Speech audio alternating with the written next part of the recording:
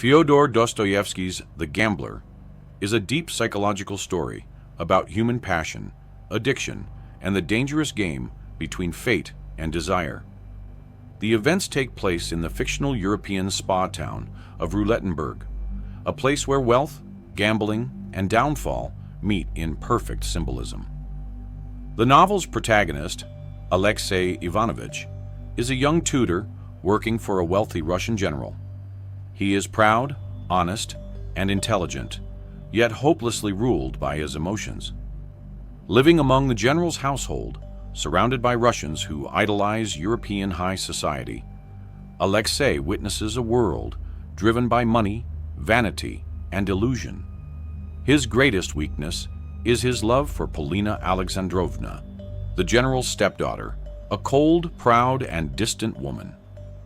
Alexei is blindly devoted to her, but Polina toys with his feelings, testing and belittling his affection. One day, with a hint of mockery, she gives him some money and says, "Take this. Go and gamble for me." That single moment changes his life.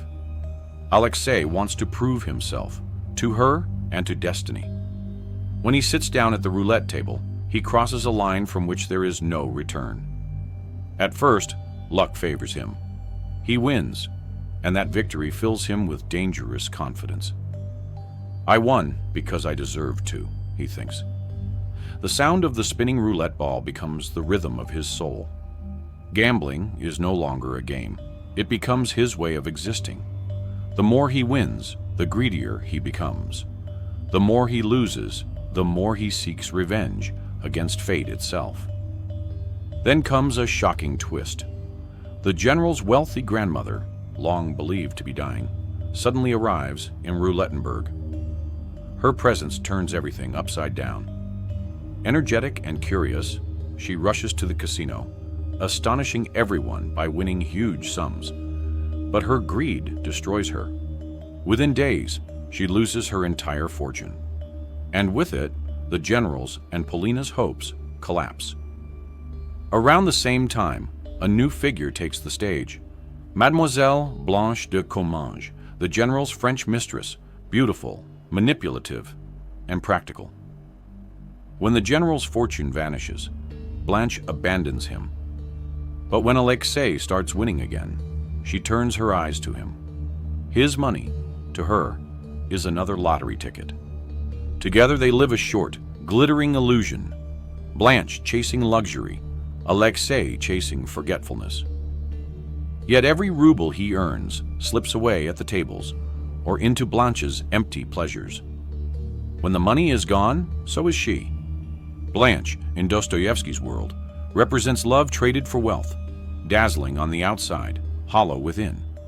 Alexei, torn between his passion for Polina and his addiction to gambling, sinks deeper into the abyss. Each win fuels his obsession. Each loss erases his dignity. Polina sees the man she once admired turn into a slave of chance.